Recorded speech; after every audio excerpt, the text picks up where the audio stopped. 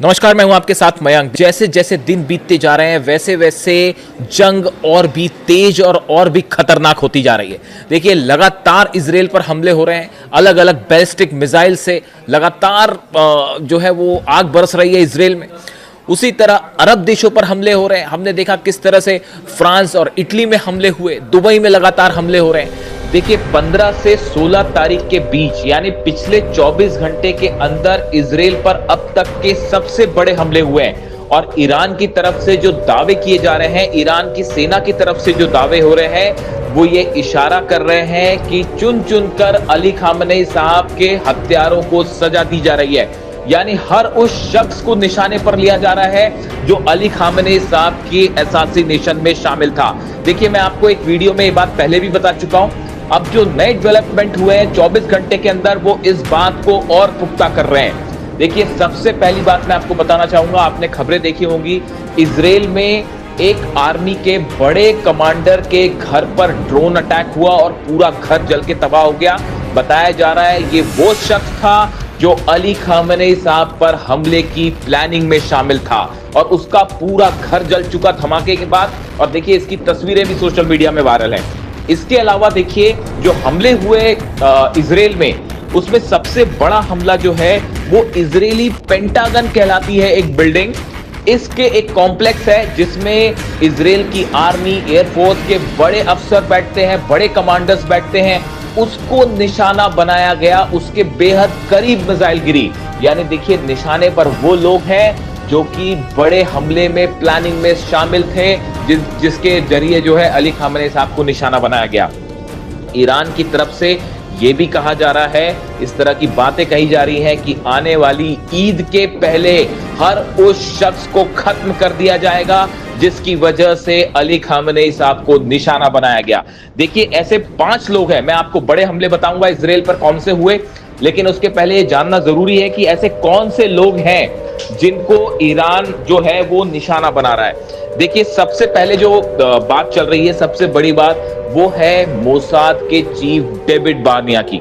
David Barnea वो शख्स है जिन्होंने अमेरिका के साथ मिलकर पूरी प्लानिंग की थी। मोसाद के चीफ जिन्होंने पूरी प्लानिंग की थी कि कैसे अली खामनेई साहब पर हमला होगा, कैसे रेकी की जाएगी, उनकी लोकेशंस कैसे पता की जाएगी। इस सब में डेविड बार्निया शामिल थे। और पिछले 7 दिनों से डेविड बार्निया का कोई खबर नहीं है। वो जिंदा भी है या नहीं, किसी को नहीं पता। सोशल मीडिया में तमाम दावे हो रहे हैं कि डेविड बार्निया की एक मिसाइल अटैक में मौत हो गई है। कहा यह जा रहा है, ऐसे दावे हो रहे हैं कि एक बड़ी मीटिंग चल रही थी। उस मीटिंग में तो हालांकि नेतन्याहू के होने के भी दावे हैं, लेकिन कहा जा रहा था एक बड़ी मीटिंग चल रही थी और उस मीटिंग के दौरान खुर्रमशहर 4 मिसाइल ने उस दफ्तर को हिट किया, जिसके बाद से डेविड बार्निया का कुछ अता पता नहीं है। उसी तरह देखिए, आप इटामार बेन-ग्विर जो है, उनकी बात मैं पहले भी कर चुका हूं, उनके भी मारे जाने की खबरें चल रही हैं, वो भी सामने नहीं आए हैं, कोई जानकारी नहीं है इंटेलिजेंस मिनिस्टर इजराइल के। इसके अलावा आप बढ़िए, तीसरे शख्स की बात करें, शेलोमी बाइंडर, ये हेड ऑफ इंटेलिजेंस हैं इजराइल के, शेलोमी बाइंडर। इनके बारे में भी बताया जा रहा है कि कोई जानकारी नहीं है। ईरान की तरफ से इस तरह की बातें हैं, दावे हैं कि मिसाइल अटैक में इन्हें भी मारा जा चुका है। और ये चूंकि हेड ऑफ इंटेलिजेंस हैं, यानी वो शख्स जिसने इसको हर चीज पता थी कि ईरान में अली खामनेई साहब को कैसे टारगेट किया जाएगा, कब टारगेट किया जाएगा। इसके अलावा बात करें डेविड जिनी, ये चीफ ऑफ जनरल स्टाफ हैं, इनके भी मिसिंग होने की खबरें हैं, इनके बारे में भी कोई जानकारी नहीं मिल पा रही है। वैसे ही टोमर बार, ये जो है कमांडर ऑफ एयरफोर्स हैं, इनको लेकर भी इस तरह के दावे ईरान की तरफ से हो रहे हैं कि एक मिसाइल अटैक में इनकी भी मौत हो गई है। देखिए, ये सब दावे जो ईरान की तरफ से किए जा रहे हैं, और अलग अलग आप देख सकते हैं सोशल मीडिया में तमाम खबरें हैं। देखिए, वॉर के बीच में ये कंफर्म करना बेहद मुश्किल होता है कि किसकी मौत हो गई है, किसकी मौत नहीं हुई है। लेकिन जो मैं कहना चाह रहा हूं उसको आप समझिए, ये जो टारगेट्स हैं, ये जो निशाने हैं, ये टारगेट्स हैं, ये उन लोगों पर चुन चुन के हमले हो रहे हैं जो अली खामनेई साहब के असैसिनेशन में शामिल बताए जा रहे हैं। और देखिए, बेंजामिन नेतन्याहू को लेकर तो जो बातें हैं वो बेहद हैरान करने वाली हैं। अब तो जैक्सन हिंकल, एक बड़े पॉलिटिकल एनालिस्ट हैं, इनकी तरफ से कई सवाल उठाए गए हैं। याह्या नेतन्याहू को लेकर भी पूछा गया है। याह्या नेतन्याहू बेटे हैं नेतन्याहू के, बेंजामिन नेतन्याहू के, और इनकी तरफ से उनसे ये बात पूछी गई कि आखिर आपके पिता कहां गायब है। देखिए, एक मीडिया में एक बहुत ज्यादा चर्चा है, उस वीडियो की आपने भी देखी होगी, जिसमें एक वीडियो में नेतन्याहू के हाथ में 6 उंगलियां दिखाई दे रही हैं और कहा जा रहा है कि ये एआई वीडियो था। अगर ये एआई वीडियो था तो सवाल यह है कि नेतन्याहू को एआई वीडियो बनाने की क्या जरूरत है। इसी आधार पर ये सवाल पूछे जा रहे हैं, क्या नेतन्याहू की भी हमले में मौत हुई है। इस तरह के सवाल उठने शुरू हो गए और जैक्सन हिंकल एक बड़े माने जाते हैं, पॉलिटिकल एनालिस्ट माने जाते हैं, वॉर से जुड़ी खबर कवरेज करते हैं। इन्होंने अपने सोशल मीडिया के जरिए, प्लेटफॉर्म एक्स के जरिए सीधा सीधा सवाल पूछ लिया याह्या नेतन्याहू से कि आखिर नेतन्याहू मीटिंग्स में शामिल क्यों नहीं हो रहे हैं, अमेरिकन डिप्लोमेट से मिलने की उन्होंने मीटिंग्स कैंसिल क्यों कर दी, क्या वो जिंदा भी हैं या नहीं। इस तरह के तमाम सवाल अब उठने लगे हैं। देखिए, अगर हम हमलों की बात करें, नॉर्थ सेंट्रल इजराइल और नॉर्थ इजराइल में भयंकर धमाके हुए हैं और बताया जा रहा है कि ये अब तक के सबसे बड़े धमाके यहाँ पे हुए।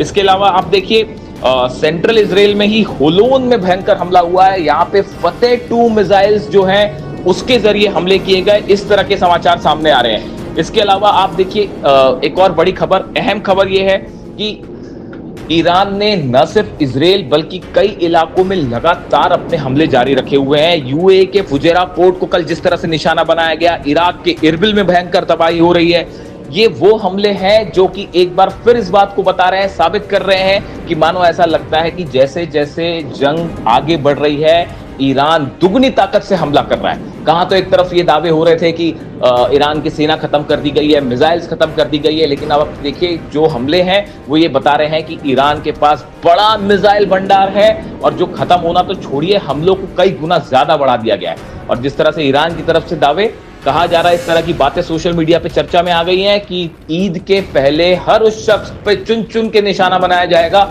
जो अली खामनेई साहब के असैसिनेशन में शामिल था। इसके अलावा देखिए, ईरान के यूरेनियम को लेकर भी कई बड़ी खबरें सामने आई हैं। लेकिन इसी बीच एक अमेरिकन इंटेलिजेंस रिपोर्ट ने सनसनी फैला दी है। न्यूयॉर्क टाइम्स में भी ये खबर छपी। उसके बाद मैंने इसको समझने की कोशिश की कि इसमें क्या नई डेवलपमेंट है और ये डोनाल्ड ट्रंप के लिए कितना बड़ा चैलेंज है। देखिए, नई रिपोर्ट में दावा किया गया है कि ईरान का जो 400 किलो से ज्यादा एनरिच्ड यूरेनियम है, ये पूरी तरह से सुरक्षित है।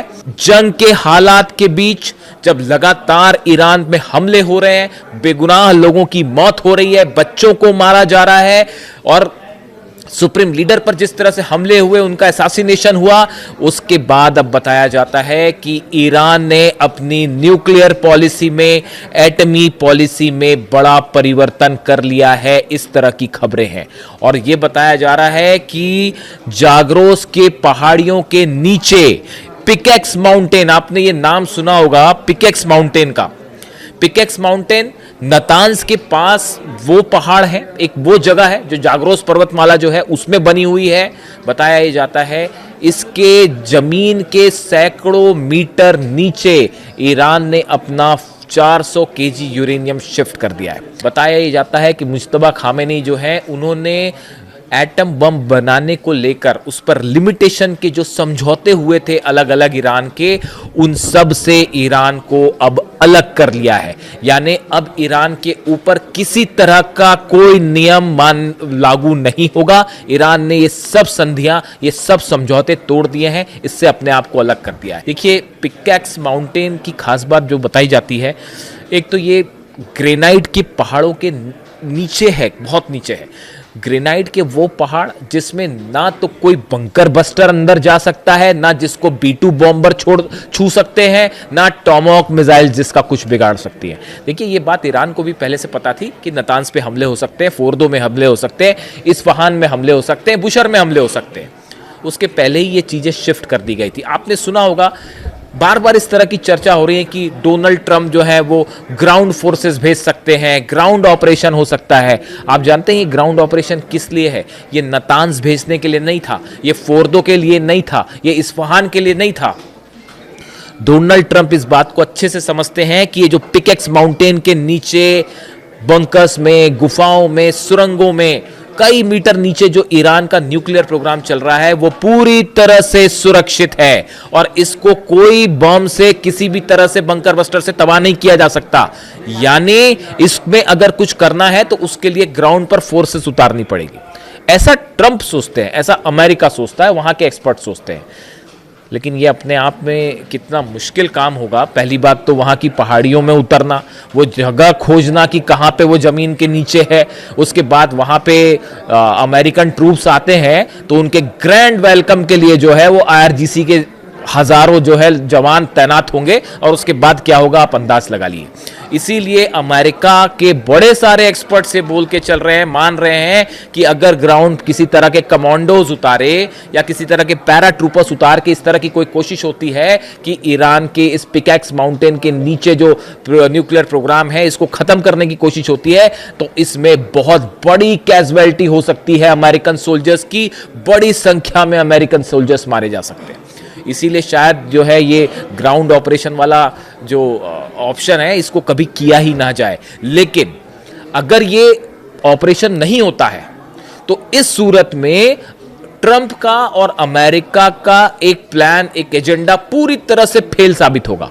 सत्ता परिवर्तन फेल हो गया। ईरान को कहां तो हराने चले थे, लेने के देने पड़ गए और खुद जो है वो पूरे अरब में बर्बादी हो रही है। फ्रांस पे भी हमले, इटली के भी बेसेस उड़ा दिए गए। अमेरिका के जो 15 बेस है वो तो पूरे तबाह हो चुके हैं। रडार्स उड़ा दिए गए, थाड उड़ा दिए गए हैं। और इजराइल का जो हाल है वो गाजा बनने पे, उसको गाजा बना के छोड़ेगा लग रहा है ईरान। तो अब देखिए हालात ये है कि पिकैक्स माउंटेन के नीचे एक तो प्रोग्राम, अच्छा दूसरी और गौर करने वाली बात है, इस तरह की भी लगातार खबरें हैं कि नॉर्थ कोरिया बड़ा कोऑपरेशन कर रहा है। अब तो नॉर्थ कोरिया थोड़ा खुल के सामने आने लगा है क्योंकि नॉर्थ कोरिया को ये इस तरह की भी बातें चल रही हैं कि ईरान के बाद कहीं नॉर्थ कोरिया पर हमला तो नहीं होगा। और नॉर्थ कोरिया जो है, किम जोंग उन हमेशा एक स्टेप आगे चलते हैं, वो अपनी क्रूज मिसाइल्स तान देते हैं। उन्होंने ये भी कह दिया, उनका ये बयान कि हम जरूरत होगी तो ईरान की मदद हथियारों से भी करेंगे, एक प्रकार से उन्होंने डोनाल्ड ट्रंप को यह संदेश दिया है। और अब जो दावे हो रहे हैं उसमें यह भी कहा जा रहा है कि ये जो पिकैक्स माउंटेन है इसके नीचे जो सुरंगें हैं, इनमें जो वैज्ञानिक काम कर रहे हैं, जो सेंट्रीफ्यूजेस लगे हुए हैं, इसमें किम जोंग उनका बड़ा कंट्रीब्यूशन हो सकता है। और इनकी मदद से जल्दी ही ईरान वो क्षमता हासिल कर ले जहां पे जो है एटम बम। और एक बार अगर एटम बम की क्षमता हासिल कर ली और एक एटमी परीक्षण कर लिया, उसके बाद मिडिल ईस्ट का इक्वेशन ऐसा बदलेगा, वो ऑलरेडी बदल गया है, वो ऑलरेडी बदल चुका है। आप देखिए, अब इसमें कोई शक नहीं है कि इतने हमले होने के बावजूद भी मिडिल ईस्ट का किंग अगर कोई है तो वो सिर्फ है ईरान।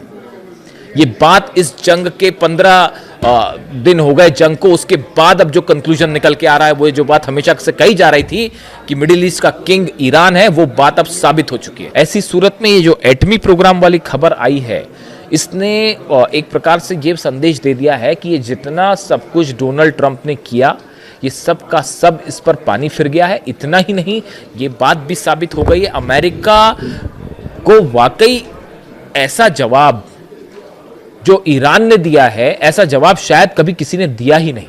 वर्ल्ड वॉर 2 के बाद की अगर हम बात करें तो शायद अमेरिका पर ऐसा हमला करके ऐसा जवाब आज तक किसी ने नहीं दिया। वो काम ईरान ने कर दिखाया है। और जितने तमाम बातें थी, आज देखिए अब्राहम लिंकन भागता फिर रहा है, फोर्ट पर आग लग गई है, ऐसी तमाम खबरें जो हैं, बेसिस तबाह हो गए। यानी आप देखिए, ना सिर्फ मिलिट्री झटका है बल्कि एक इकोनॉमिक जो एजेंडा है डोनाल्ड ट्रंप का, उसको भी बहुत बड़ा झटका लगा है। जो भी जुड़ा अपडेट होगा आप तक पहुंचाऊंगा। Thank you so much.